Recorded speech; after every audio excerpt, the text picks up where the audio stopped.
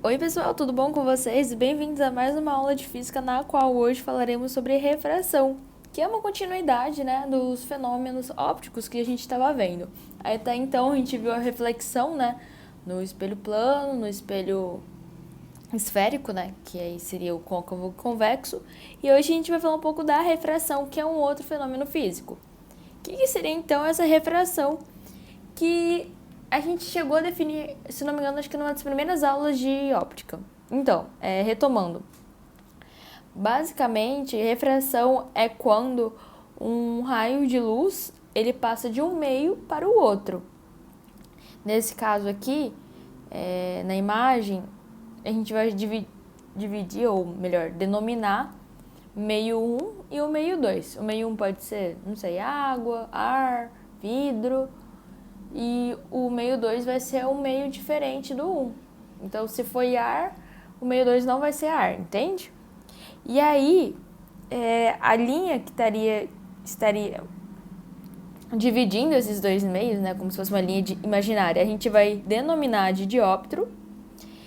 E para a gente definir alguns itens, algumas coisas que a gente vai estar levando mais em conta, o que vai ser interessante. A partir desse dióptero, a gente vai traçar uma reta perpendicular imaginária, que vai ser a nossa linha normal, como a gente viu até então, que é assim pontilhado. E aí, o raio que estiver incidindo vai ser o raio incidente, raio 1.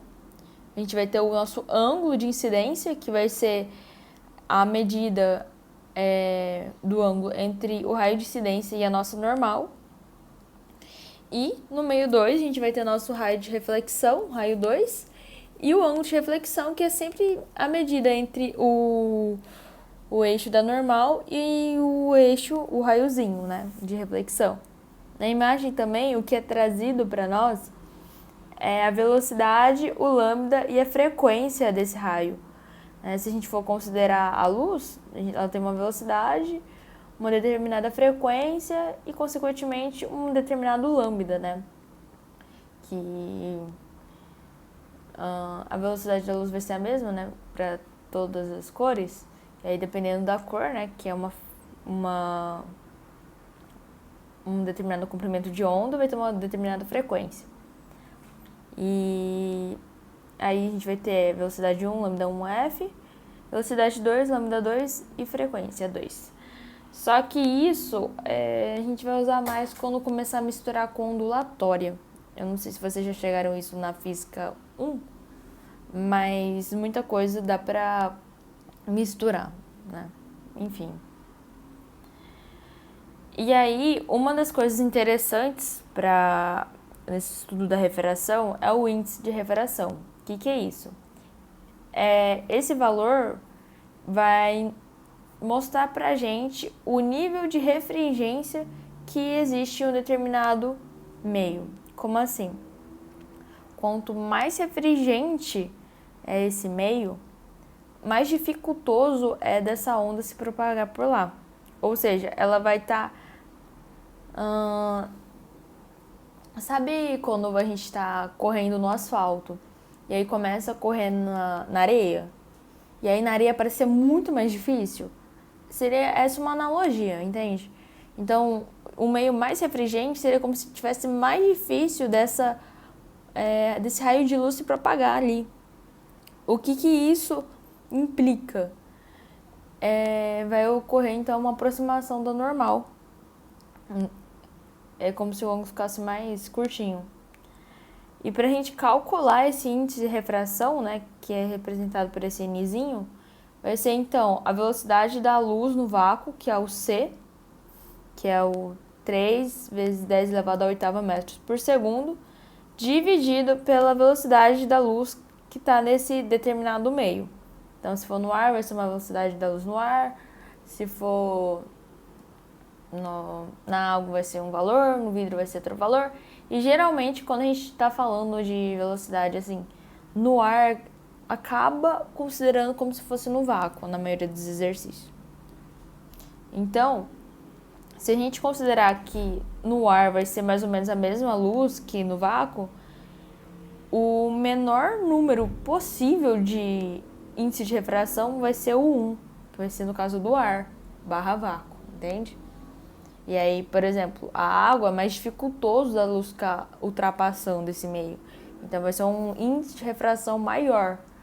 Pode ser 2, 3, eu não me recordo agora o valor de cabeça. Normalmente tem uma tabela, né, que é um valor definido, ou o exercício vai estar dando para vocês. E aí, quanto maior esse N, então, maior é o nível de refringência.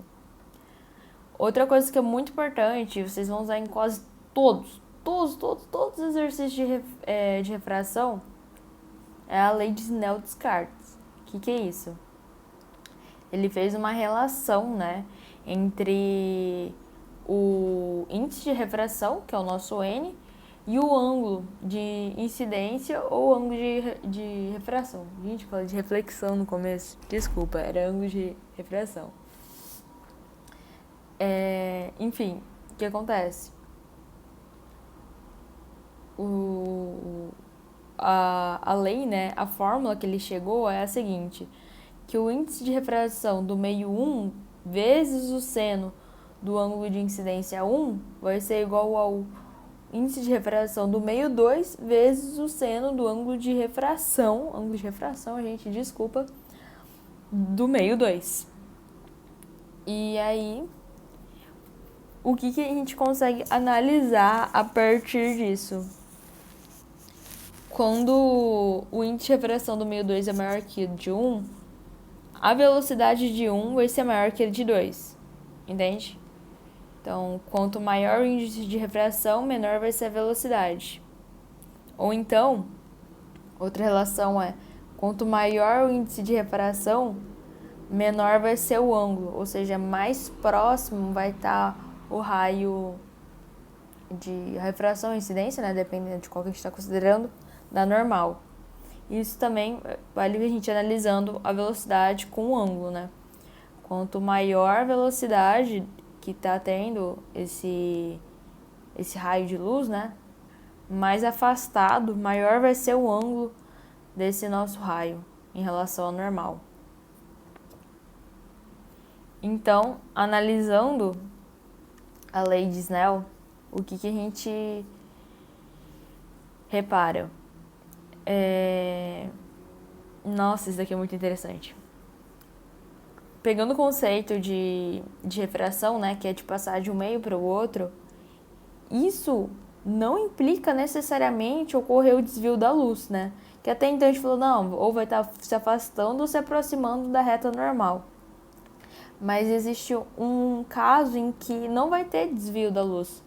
Ela vai continuar na mesma reta que chegou, entende? Isso seria quando o ângulo de incidência é 0 graus. Ou seja, a reta de incidência é em cima da normal. Acontece que não vai ocorrer o desvio da luz e o raio de refração vai ser o mesmo, vai continuar com 0 graus. Se aí a gente jogar isso, né, na fórmula de Snell, seno de 0 vai dar 1, então não altera. E aí, fazendo agora a análise, o que vai acontecer? Um momento. Desculpa. Quando a gente tá saindo de um meio menos refringente para um meio mais refringente, sempre vai estar ocorrendo, então, a redução da velocidade, né, no meio mais refringente e a aproximação dessa reta ao eixo normal, como é aqui que está ocorrendo. Então, a gente poderia considerar essa superfície aqui, o meio 1, como se fosse o ar, e o meio 2 como se fosse vidro ou a água. E aí percebam que é como se a reta, né, do raio de refração se aproximasse da normal, porque, entre aspas, ficou mais dificultoso desse raio se propagar. O que acontece? Como tem esse desvio, saindo do meio menos refringente para o mais refringente, o que acontece? A imagem que um indivíduo vai enxergar de um objeto que está em outro meio, a localização vai se alterar para esse indivíduo. Porque para ele, o que ele vê é o prolongamento do raio que está chegando no meio que ele está, entende? Então, por exemplo, a gente tem o peixe A, que está ali na nossa imagem, e ele está no meio mais refringente, que é a água. E aí a gente tem um pássaro. O pássaro, o real, é esse que está em traçado por inteiro. Esse é o pássaro real. Percebam que a luz, né, que está saindo do pássaro e passando ali no dióptro plano, chegando até o peixe, teve um desvio. E aí esse desvio saiu do menos refrigerante e foi para o mais refrigerante, ou seja, houve uma aproximação da normal. O que o peixe A vai estar enxergando vai ser aquele pássaro aqui empontilhado, que é um prolongamento do raio de refração, considerando o ângulo desse raio de refração. Então, o interessante disso é que tem essa, entre aspas, alteração da posição e distância, né, do objeto que um determinado indivíduo ou coisa vai estar vendo.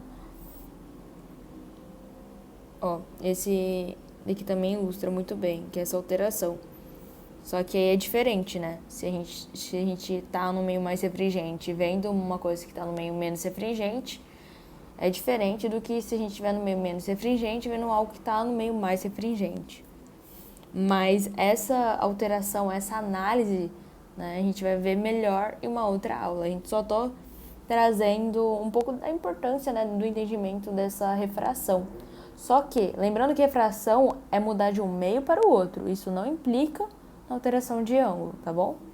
No desvio do raio da nossa luz. E agora, saindo do meio mais refringente para o menos refringente. Então, como a gente está saindo do meio mais refringente para o menos refringente, quais são as possibilidades? Se incidir com 0 graus, né, do saindo da água indo para o ar, por exemplo, com 0 graus, a reta vai continuar a mesma e não vai ter alteração da direção, né? Agora, com um determinado ângulo de incidência aqui, o ângulo de refração, indo do meio mais refringente para o menos refringente, o ângulo vai se aumentar. Por quê? Porque a luz tem mais facilidade de correr nesse meio, então vai ter um afastamento da linha normal. E, consequentemente, a velocidade aqui vai estar maior nesse meio aqui em branco. Só que, vocês concordam que esse ângulo aqui de refração sempre vai ser maior que esse de incidência? Nesse caso aqui, em que a gente está saindo do mais refringente para o menos refringente, que ele está se afastando, né? Ele se afasta mais que esse aqui do meio mais refringente. Vai chegar uma hora que a gente vai ter um ângulo, né, de incidência em que esse ângulo de reflexão vai chegar a fazer 90 graus. E aí que é interessante, porque se a gente começar a passar desse ângulo aqui, que faz com que o nosso ângulo de refração seja de 90 graus, vai começar a ocorrer um efeito que se chama reflexão total. Então, passando de um determinado ângulo, tudo que incidir vai ser... Todo o ângulo de incidência vai começar a ser igual ao ângulo de refração, entre aspas, de reflexão, que vai começar a ocorrer a reflexão total. Então, o que vai ser o nosso fenômeno de reflexão total? Vai ser o fenômeno em que o ângulo de incidência, né, no caso aqui esse ângulozinho C, vai ser maior que o ângulo limite. Quem é o ângulo limite? O ângulo limite é o ângulo tal que é um ângulo em que o seu ângulo de refração, né, o seu correspondente vai dar 90 graus. Então, fingindo aqui que esse ângulo de incidência fosse, por exemplo, 50 e o de refração 90, o nosso ângulo limite dessa situação seria o de 50 graus, entende? Vai ser um ângulo tal que o seu correspondente de refração vai dar 90 graus. Esse é o ângulo limite. E aí, para a gente calcular, né, o seno desse ângulo limite, vai ser basicamente o índice de refração do meio 2, em que estaria indo essa luz, mas vai acabar que não vai chegar, dividido pelo o índice de refração 1. Lembrando que não necessariamente o índice de refração 2 vai ser a água e o 1 vai ser sempre a água, o ar. Não, vai depender do que o exercício nos traz. O que importa é que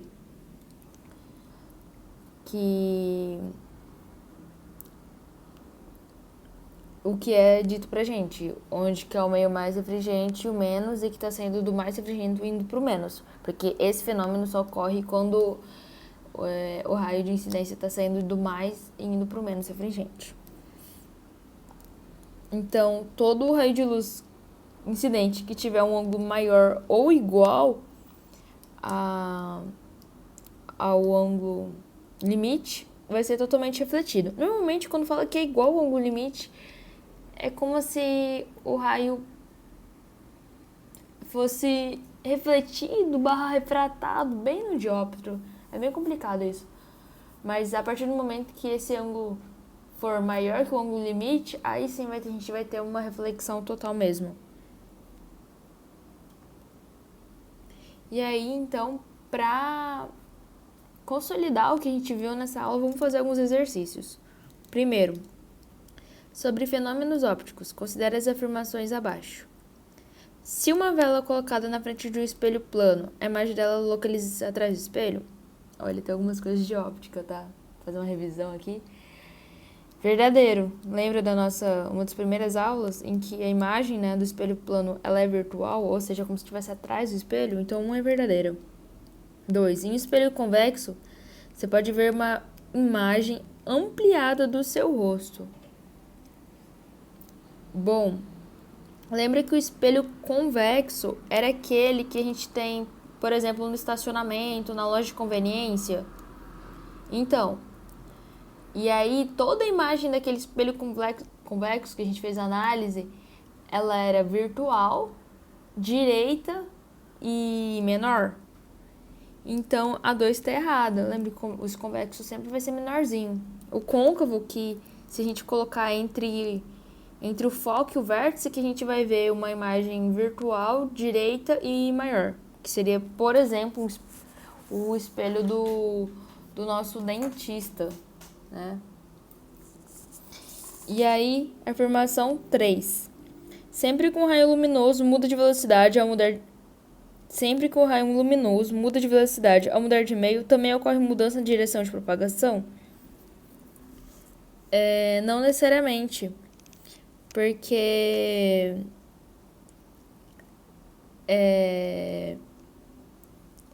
pode ocorrer essa mudança, né, de velocidade por mudar o meio de propagação, mas ocorre um caso em que não ocorre a mudança de direção, então não pode se usar sempre. O que nos resta é a alternativa A, que é a opção 1, a afirmação 1 que está correta, o resto está falso. Próximo exercício. O fenômeno da miragem, comum em desertos, ocorre em locais onde a temperatura do solo é alta. Raios luminosos chegam aos olhos de um observador por 2 caminhos distintos, um dos quais parece proveniente de uma imagem especular do objeto observado como se estivesse ao lado de um espelho da água, semelhante ao da superfície de um lago. Um modelo simplificado para a explicação desse fenômeno é mostrado na figura abaixo. O raio que parece provir da imagem especular sofre refrações sucessivas em diferentes camadas de ar próximas ao solo. Esse modelo reflete um raciocínio que envolve a temperatura, densidade e índice de refração de cada uma das camadas. O texto a seguir, preencher as lacunas, expõe esse raciocínio. Então, a temperatura do ar aumenta ou diminui com a altura da camada. vamos pensar assim, quanto mais próximo do solo, mais quente vai estar, né? Então, com o aumento da altura da camada, menor vai ser a nossa temperatura, provocando, então, com uma temperatura mais amena, sei lá, a densidade vai ser maior. Lembra da história do ar quente é menos denso e ar frio é mais denso? Então, a temperatura do ar diminui com a camada, provocando um aumento da densidade. Com o aumento da densidade, a gente tem um aumento de índice de refração. Por isso, as refrações sucessivas do raio descendente fazem um ângulo de refração. Então tá. Então, quanto mais alto, a gente vai ter uma maior densidade e um maior índice de refração. Se a gente for considerar, então, que o raio está descendo, está indo do meio de maior densidade para o meio de menor densidade. E se está indo de um meio maior densidade para um meio de menor densidade, o ângulo de refração está aumentando até que o raio sofra reflexão total, acontecendo o inverso em sua trajetória ascendente até o olho do observador. Assinale a alternativa completa as lacunas. Então, vai ser a temperatura do ar está diminuindo conforme mais alto for, né? Porque o solo vai estar mais quente. Então, se o ar está mais geladinho, a densidade vai ser maior, certo? Se a densidade está maior, o índice de refração vai ser maior. E quando o raio está descendente, está indo do meio de maior refringência para o meio de menor de refringência, o que implica em um aumento do ângulo de refração, o que nos dá a alternativa C, ok? E por isso que começa a ocorrer o evento da reflexão total. Tá. Para explicar um pouco melhor para vocês, com o aumento da temperatura, a gente tem uma menor densidade. Com a redução da temperatura, uma densidade maior. Por quê? Pensa nas partículas do ar, certo? Quanto maior a temperatura, maior vai ser a vibração. E aí eles vão estar mais dispersos, essas partículas. Por isso que a densidade, quando o ar é quente, é menor. Isso explica, por exemplo, o ar-condicionado, né? Em que ele solta um ar frio. E aí, por ser mais denso, né? Mais pesado, se a gente pode falar, faz com que o ar frio, entre aspas, desça, né? E o ar quente suba. Por isso que o ar-condicionado fica no teto não, bem em cima. E o aquecedor, por exemplo, que na nossa condição aqui, porque é calor pra caramba, Campo Grande, mas em lugares frios, o aquecedor fica embaixo. E aí, por fim, o último exercício. Um feixe luminoso se propaga no ar e incide em uma superfície de vidro. Então, tá no ar, indo pro vidro. Calcule o ângulo que o feixe refratado faz com a normal superfície, sabendo que o ângulo de incidência, ângulo θi, é de 60 graus.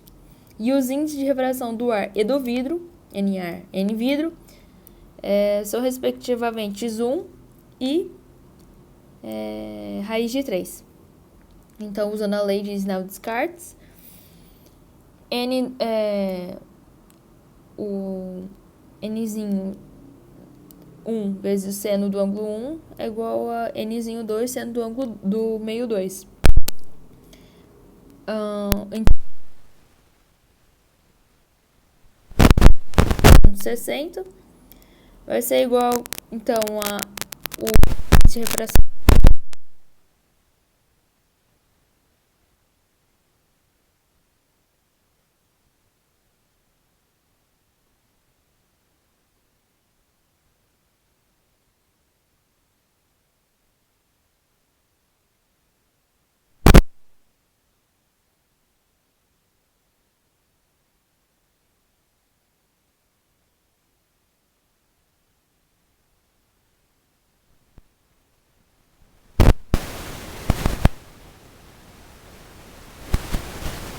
né?